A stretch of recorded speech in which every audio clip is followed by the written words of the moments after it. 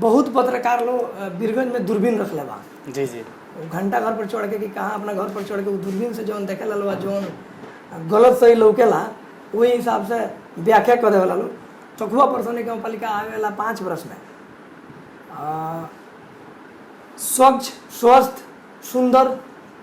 परसा के एगो नमूना गाँव पालिका नमूना के बात हम ना करे के चाहे नहीं। हमनी के यहाँ स्वास्थ्य में अस्पताल के बहुत जरूरी बा। जौन हरेक पालिका में अस्पताल के निर्णय पालिका स्तरीय स्तर देखिए भी हमनी प्राथमिकता में वो अस्पताल भी जल्द से जल्द आवे के हमनी कोशिश कर रहा बानी सन।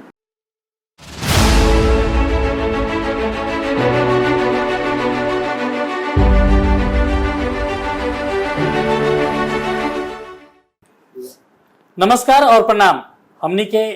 तमाम दर्शक लोग के मनोज पटेल कार्यक्रम आमने सामने के आज के बहस में हम अपने के स्वागत कर रहा बानी। स्थानीय तह के निर्वाचन संपन्न हो चुकल बा, ओकर गणना के मत परिणाम आ गइल बा और स्थानीय तह के जनप्रतिनिधि लोग, प्रमुख लोग लगायत के जनप्रतिनिधि लोग अपन अपन कार्यभार संभाल के जनता के बीच में, जनता के घर दैलो में, जनता के सेवा करे खातिर जुट गइल बानी। आज पर्सा जिला के एगो बहुत ही ग्रामीण और विकास के से बहुत ही पिछड़ल गांव पालिका में हमनी अभिन बानी। सखुआ परसौनी गांव पालिका के कार्यालय में बानी और अभिन हमनी के सखुआ परसौनी गांव पालिका के कार्यालय में नवनिर्वाचित यहाँ के अध्यक्ष, गांव पालिका के अध्यक्ष यशवंत जी से हमनी बात कर रहा बानी। सबसे पहले उनकरा के हम कार्यक्रम में स्वागत करे के चाहम। यशवंत जी, अपने के कार्यक्रम में स्वागत। धन्यवाद। सबसे तो पहले अपने के बहुत बहुत शुभकामना बा यशवंत जी। धन्यवाद, बहुत बहुत धन्यवाद। अपने जनता के बीच में यानी हम परिवर्तन के अनुभूति देवे खातिर कार्यभार अपने संभाल ले बानी। कार्यभार संबंधी देशव्यापी रूप में हमने देखनी कि हर पालिका के प्रमुख लोग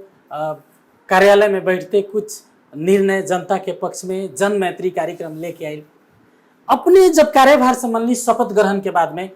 तो जनता के खातिर काथी काथी घोषणा करनी, संक्षिप्त रूप में हमने के दर्शक लोग के बता दी। सबसे पहले तो चुनाव संपन्न भइल और हमनी के चुनाव संपन्न भइला के बाद में एगो जौन यहाँ स्थानीय सरकार में कार्यपालिका के जौन एगो प्रावधान बा। जी जी वो कार्यपालिका के चुनाव हमनी के 20 गते, आज हमनी के नॉमिनेशन रखा। जी जी 20 गते के हमनी के कार्यपालिका के चुनाव बा। जौन एगो बोर्ड के हमने बात कर रहे देखल जाओ 5 वर्ष के जनादेश जनता से मिलल बा। सवाल का बा कि घोषणा करे के संदर्भ में हमने भी बहुत कुछ घोषणा कर सकत नहीं। जी जी लेकिन एगो राजनीतिक सोच बूझ के हिसाब से, राजनीतिक विचार लेके चले के हिसाब से आज एगो कार्यपालिका के भी चुनाव के जौन आज से प्रक्रिया शुरू भइल बा और 20 गते ओकर चुनाव होके जा रहा बा। अभी सबसे पहले हमने अभी सखुआ परसौनी गाँव पालिका में नेकपा एमाले बहुमत में नहीं किसान। अच्छा, अपने लोग पहले कार्यपालिका के पूर्णता देवे के दिशा में अभी काम कर रहे हैं। अभी हमने कार्यपालिका के पूर्ण दिशा देवे के संदर्भ में ऐसे बानी सन कि आज हमने कोनो भी जल्दबाजी में अगर निर्णय ले लेता नहीं सन, कल आवे वाला दिन में हो सकता है कार्यपालिका में पूर्ण बहुमत ना भइला के वजह से कार्यपालिका बैठी वो निर्णय करी, ओकरा हिसाब से हमनी के चले के पड़ी। जी जी जी ऐसे हमनी कोनो भी जल्दबाजी में कोनो ऐसा निर्णय नहीं सन लेवे के चाहत कि जो निर्णय लेके फिर कल फिरता होके के पड़े। जी तो यशवंत जी, जैसे कि अब अपने लोग के एगो एक किस्म के जनादेश 5 वर्ष के मिलल बा अपने के, अपने कहनी कि हमनी कार्यालय में आए बहुत जल्दी, मतलब जनता परिवर्तन की अनुभूति करी। अपने के गाँव पालिका के समस्या सब संक्षिप्त रूप में बताई, कौन कौन समस्या सबके अपने एड्रेस करके अपन मैनिफेस्टो में अपने रख ले बानी, अपने के प्राथमिकता में कौन कौन चीज पड़ल बा और यहाँ के गांव पालिका के जनता, संपूर्ण वार्ड के अपने गांव पालिका के जनता कितना दिन में परिवर्तन के महसूस करी यशवंत यादव जी से? सबसे पहले का जो प्राथमिकता में बात करनी है तो हमने अभी सखुआ परसौनी गाँव पालिका में जी जी जो कार्यालय में बैठल बनी सन, सखुआ परसौनी के गाँव कार्यपालिका कार्यालय में ई भवन हमने भाड़ा में लेके बैठल बनी सन और हमने के सबसे पहले का प्राथमिकता में ई रखले बनी सन जे यहाँ सखुआ परसौनी गाँव पालिका के अपन भवन होके के पड़ल। और हमने के प्राथमिकता में एक और चीज ये संगे संगे बा कि हमनी के यहाँ स्वास्थ्य में अस्पताल के बहुत जरूरी बा। जौन हरेक पालिका में अस्पताल के निर्णय पालिका स्तरीय एगो अस्पताल पालिका के स्तरीय राज्य सर में देखिए सरकार कि सर मौली जब प्रधानमंत्री रही थी एगो घोषणा भइल 7 से 53 स्थानीय तो हम एगो अस्पताल के प्रावधान जौन घोषणा जी भइल। जी जी अभी तक ले कोनो प्रक्रिया ऐसा कोई प्रशासनिक गाँव पालिका में बढ़ल नहीं है। ना वो कार्यपालिका के भवन खतरा आ ना वो अस्पताल के हॉस्पिटल के संदर्भ में कोनो भी प्रक्रिया भी बढ़ल नहीं है। हमनी प्राथमिकता में वो अस्पताल भी जल्द से जल्द आवे के हमनी कोशिश कर रहा बानी सन। कार्यपालिका के हमनी चुनाव के मद्देनजर रख के हमने अभी ये सब काम अगाड़ी बढ़ावे के प्राथमिकता में रख के अगाड़ी बढ़ावे वाला हमने काम ये सब जैसे शिक्षा के बात कहनी, स्वास्थ्य के बात कहनी, अपने के शिक्षा में ये भी हमने के प्राथमिकता वाला विषय है। जैसे आज 5 बरस हो गई शिक्षा में वैसन प्रकार के परिवर्तन हमने ना देखे सके सन। आज भी अपने के सकवा प्रशासनिक गाँव पालिका में कम से कम 7-8 हज़ार जनसंख्या रहे वाला 1 नंबर वार्ड के अध्यक्ष जी अभी बैठल पार्थिव महतो थारू जी, वहाँ के विद्यार्थी साथी लोग है आज भी दूसरा पालिका दूसरा जगह जी सदर मुकाम बिरगज दौड़ के पढ़ावे या दूसर पालिका में जाके शिक्षा हासिल उस शिक्षा हासिल करे के पड़ला। हमने के प्राथमिकता में एगो वहाँ 7-8 हज़ार जनसंख्या के जौन वार्ड बा हमने के प्राथमिकता में +2 ले आवे के वहाँ प्राथमिकता में रखल बने। दूसर बात रह गई अभी शिक्षा के संदर्भ में यही जून अपने के यही वार्ड में जैसे सखुआ प्रखंड वार्ड नंबर जहाँ कार्यालय बाटे यही जून +2 चल रहा बा। लेकिन हमने 2 दिन 3 दिन पहले विद्यार्थी साथी लोग से भेंट भइल। अभी एग्जाम चल रहा बाटे 12 क्लास के वो लोग एगो कथी बा आग्रह कि अपना लनी में बैचलर के व्यवस्था अगर कर देती तो ग्रेजुएट यही लंग अपना घर से खा पी के अपना घर से खा पी के चाहे बहुत गरीब तबका के लोग भी बाटे वो लोग के एगो सुविधा है तो हमने शिक्षा में ई एगो प्राथमिकता में रखल जी। अब जैसे कि जसवंत जी विकास के मेन मेरुदंड शिक्षा बा अभी भी पर्सा जिला के पालिका सबके अगर अवस्था देखल जाओ तो सामुदायिक स्कूल के अवस्था ठीक नहीं है। सरकारी स्कूल जरा के हमनी कहते नहीं सरकारी स्कूल के अवस्था ठीक नहीं है। बच्चा के बिरगज में लेके रख के पढ़ावे वाला अवस्था बा। प्राइमरी लेवल के अगर भी बात कल जाओ तो बोर्डिंग स्कूल में महंगा पैसा तीर के पढ़ावे वाला स्थिति भी बा। ये सब चीज से कितना दिन में अपने के पालिका के जनता का छुटकारा मिली? हमनी एगो का समस्या यहाँ का बा जैसे बहुत सारा स्कूल बड़ा समय विद्यार्थी नहीं है, शिक्षक तो बा विद्यार्थी संख्या कम बा। अब कारण का बा कि 5 वर्ष में कोनो अमील परिवर्तन हो हिसाब से ना होके सकल। हमारे एगो कथी आग्रह बा अपने के अपने ही के माध्यम से कहे के चाहता नहीं जहाँ प्राइमरी 5 तक लेके स्कूल बड़ा सन जैसे हमारा वार्ड में चाहे और विभिन्न स्कूल में हमारा वार्ड में अपने के नीमा भी मावी स्कूल नहीं है उस शिक्षा हासिल करे खतरा की तो बगल के गांव मोहन में जाए के पड़ी या पचगावा श्रीपुर पचगावा और पचगावा आवे के पड़ी चाहे दूसर पालिका जाए के पड़ी। हमने के कथी आग्रह बा कि 5 क्लास तक लेके जौन स्कूल बा जहाँ विद्यार्थी के उपस्थिति नहीं हो के सकत हमने सारा गार्जियन लोग से एगो एजेंडा काथी हमर रही गार्जियन लोग से जब अपने रहनी कम से कम साल भर खतरा 1 साल खतरा जहाँ 5 तक लेके क्लास चल रहा बा संचालन हो रहा बा 1 वर्ष खतरा अपना विद्यार्थी के कम से कम हमनी के आग्रह पर हमनी ओकरा के समन्वय करम सन अपने लानी वो स्कूल में कम से कम बच्चा के पढ़ाई। और लेकिन जसवंत जी जनता डेराइल बा सामुदायिक स्कूल में बच्चा के पढ़ावे के लोग नहीं के चाहत निजी स्कूल बोर्डिंग स्कूल में जाए के चाहत सुधार होई तब प्राइवेट स्कूल के बात नहीं कर रहा जो सरकारी स्कूल ही बा कम से कम 5 क्लास तक ले ओकर विद्यार्थी दूसरा गांव के स्कूल में अगर पढ़े जा रहा बा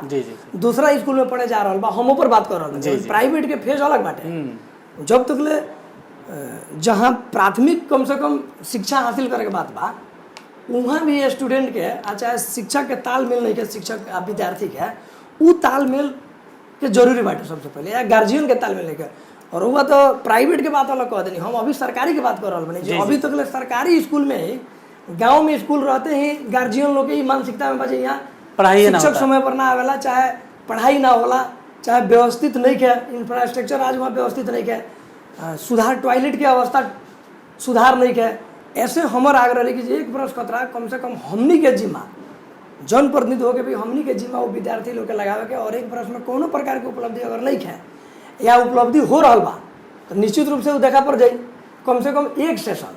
अब ये तो मान ली 2 महीना 1 महीना होके वाला चीज़ नहीं है। मान लीजिए तो रोड ना आज कहीं से गिट्टी बालू उठा के लिया के भर देने खाल टोपा तो पूर्ति हो गई। ये तो शिक्षा वाला चीज 1 वर्ष कम से कम ओकर सेशन चलेला। जी जी जी 1 वर्ष में ही जानकारी हो का अवस्था रह गई पहले के अवस्था का बा अभी के अवस्था का बा। हम सारा गार्जियन लोग से हम अपने खुद जाके गांव गांव में घूम के टोल टोल में घूम के ये अभियान ही चलावे वाला बानी कि कम से कम जहाँ स्कूल बा जौना लेवल के स्कूल बा, प्राइमरी होके वहाँ काम कर जाओ, नीमा भी होके वहाँ काम कर जाओ, माँ भी होके वहाँ ले चल जाओ। ई हम सारा गार्जियन और शिक्षक लोग एगो समन्वय करे वाला अवस्था में हमारे एगो आगे आवे वाला सोच में ई भी प्राथमिकता जनता के अपने विश्वास दिलावे के चाहता नहीं कि स्कूल में अच्छा पढ़ाई हुई, बच्चा के अपन भेजे के पड़ल सरकारी स्कूल। निश्चित रूप से सरकारी स्कूल में भेजे के पड़ल। तीसरका एगो बात जो हम कहनी जे प्राथमिकता में का बा, देखिए कृषि भी एगो बहुत प्राथमिकता बा, माने कृषि जी जी जैसे अभी कहीं ना कृषि पर आधारित अपने के अर्थतंत्र बा गांव पालिका का। जी, जी। 78-79 में जमा 36 लाख रुपया बजट कृषि से सकुआ परसौनी गांव पालिका में विनियोजन किया बाटे, 36 लाख रुपया। जी जी जी जौन कि अपने के अनुसार ये बहुत कम रकम भाई, बिल्कुल ही कम बा। 36 लाख बजट था। आज जैसे समस्या का बा, अभी हमने के लगे बहुत किसान सारा अध्यक्ष जी 1 नंबर वार्ड के अध्यक्ष जी यहाँ बैठल बने, किसान सारा लोग के हमने सवाल बजे बाली बीज के व्यवस्था का बा, बीजन के व्यवस्था का बा। हम बोला के बात करी कृषि के हाकिम से जे अपने के का अवस्था बाटे, किसान बीजन मांग रहा बाटे, तो सर हेरनू 36 लाख रुपया जमा बजट बाटे, कोनो प्रकार के खरीद बीजन के नहीं है। ई समस्या बड़ा कृषि प्रधान देश, ओहू में भी हमने शहर से इंटीरियर में बने सर। जी जी गाँव में एकदम कोर जोन कहल जाला ना, पूरा देहात में बने सर। वहाँ ओकर व्यवस्था बा, खाद मोल के व्यवस्था सबसे ज़्यादा अभी जैसे अभाव बा। हमने के आज जब से कार्यालय हमने संभाले वाली सन, कृषक के सबसे पहले का बात बचे खाद कब मिली, ऐसे मल खाद बीजन समय में सिंचाई एकदम कृषि एकदम अनिवार्य बा। और एकरा के हमने प्राथमिकता में रखले बानी सन। अगर नइखे ओसे पुगे तो हमनी के एगो सोच कथी बा कि कम से कम एगो सीड भंडार भी वहाँ बनावल जा। उस सीड भंडार बनावल जा। जैसे कि जसवंत जी ये तमाम बात हमने छलफल कर रहल बानी,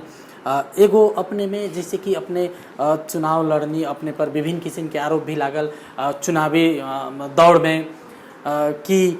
विकास के बाधक गांव पालिका के कार्यपालिका ना चले देवे वाला रोल में जसवंत जी रनी, या गांव पालिका निर्माण करे वाला जगह खरीद से लेके जगह दान लगायत के जो ये सब घटना परिघटना अपने के गांव पालिका में भइल, वो तमाम चीज अपने पर आरोप लागल। अब जनता अपने के मैंडेट दे के अपने के यहाँ पहुंचा देले बा। अब अपने के बोर्ड में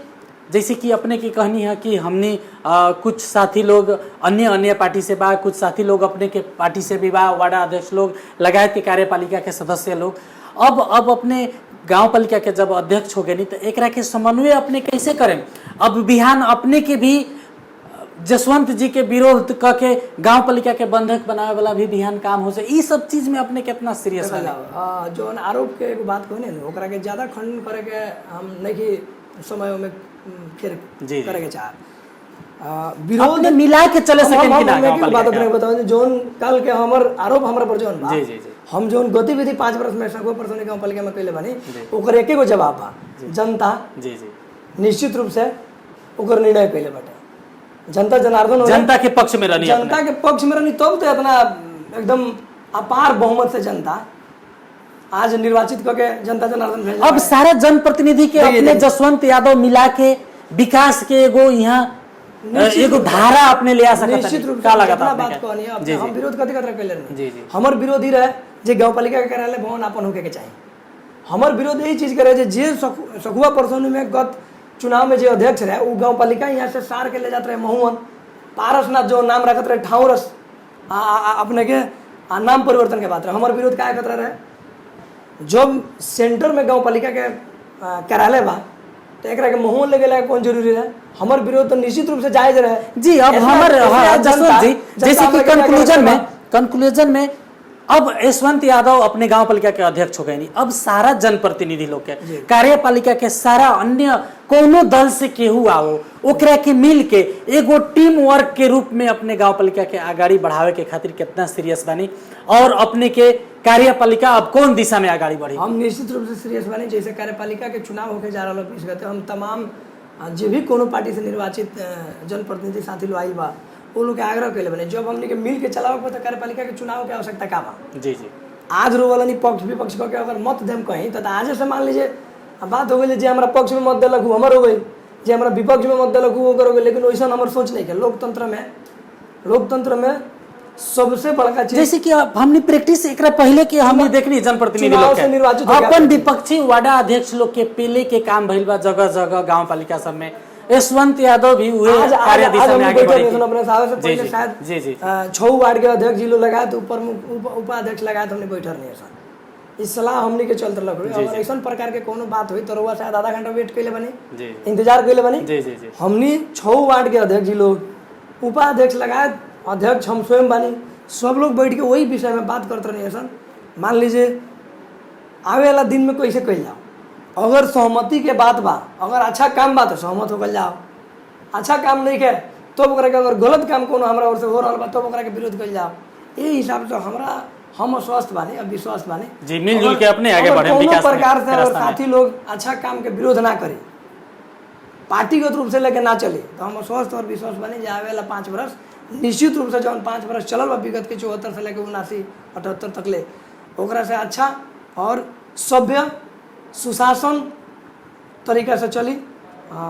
ये अपने के अस्वस्थ और विश्वस्त वो लोग के भी और अपने के भी हम करे के चाहते हैं कि निश्चित रूप से समन्वयकारी भूमिका रह के यहाँ गाँव पालिका जसवंत जी अपने व्यस्त बानी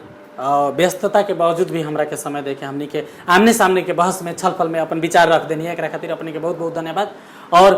अपने के सफल कार्यकाल के हमनी के संपूर्ण टीम के तरफ से अपने के शुभकामना बा अंत में 1 मिनट में सखुआ परसौनी गाँव पालिका के जनता के अपने हमनी के ई छलफल के मार्फत का संदेश देवे के चाहेम अभिन हाल ही में अपने कार्यभार पद ग्रहण कैले बनी का कहे के चाहेम सखुआ परसौनी गाँव पालिका के जनता जनार्दन से ये अस्वस्थ और हम प्रश्न करे के चाहें फिर बोले इतना पार मत दे के आशा और भरोसा रख के आशा और विश्वास रख के और बोलनी अगर गाँव पालिका अध्यक्ष में निर्वाचित कैले बनी और बोलनी के हम कभी भी ये 5 साल में निराश ना होके दें निर्माण विकास के काम लगा शिक्षा स्वास्थ्य या कृषि जौन जौन भी विभाग के काम हुई निश्चित रूप से रुआ जौन मत दिले बने वो मत के कदर हुई और सखुआ परसौनी गाँव पालिका आने वाला 5 वर्ष में स्वच्छ स्वस्थ सुंदर परसा के एगो नमूना गाँव पालिका नमूना के बात हम ना करे के चाहे नहीं ये 5 वर्ष में नमूना के इतना ना बदनामी भइल बा जी जी नेता लोग ये कहला लोग नमूना के बात कृपया हम ना करे के चाहे नहीं हम ये कहे के चाहें जो सुशासन शिक्षा स्वास्थ्य जनता के आधारभूत विषय जौन हुई जनता के जौन चीज़ आवश्यकता हुई जनता जनार्दन के ऊपर खरा उतरल जाई और जनता खतरा ही काम हुई ये अपने के विश्वास और सखुआ परसौनी गाँव पालिका के जनता जनार्दन के भरोसा देवे के चाहें साथ साथ अंत में बहुत पत्रकार लोग बीरगंज में दूरबीन रख ले बा जी जी घंटा घर पर चढ़ के कि कहाँ अपना घर पर चढ़ के दूरबीन से जौन देखे ला जौन गलत सही लौकेला वही हिसाब से व्याख्या कर देवे लोग हमार वाले के धन्यवाद बा आग्रह बा कि कम से कम बीरगंज से 25-30 किलोमीटर इंटीरियर आके हमार बात सुन लेनी और यहाँ के अवस्था विषय वस्तु अगर अपने निरंतर रूप से चलाएं भी कह के आशा और भरोसा और एकरा खतरा बहुत सारा धन्यवाद बीरगंज से बैठ के दूरबीन मत लगाम लानी ये आशा और भरोसा और धन्यवाद देवे के चाहते जी जसवंत जी बहुत बहुत धन्यवाद अपने के हमनी के समय उपलब्ध करा देनी है और हमनी के तमाम दर्शक लोग के भी हम विशेष धन्यवाद देवें और ये वीडियो तैयार करे वाला हमारे दोस्त संतोष जी के भी हम बहुत बहुत धन्यवाद देवे के चाहता नहीं हमनी के ई आमने सामने के बहस नेपाल पोस्ट डेली .com और nepalpostdaily.com के ऑफिशियल फेसबुक पेज facebook.com/nepalpostdaily और हमनी के YouTube channel Nepal post TV पर आके ही हमनी के बहस छलफल के अपने सुन सकतनी देख सकतनी और पढ़ सकतनी हमनी के अभी तक ले ये छलफल सुन के देख के सहयोग करनी है एकरा खातिर अपने लोग के बहुत बहुत धन्यवाद यशवंत जी के भी धन्यवाद और संतोष जी के भी धन्यवाद कर मनोज पटेल हम अपने से आगे चाहें नमस्कार प्रणाम।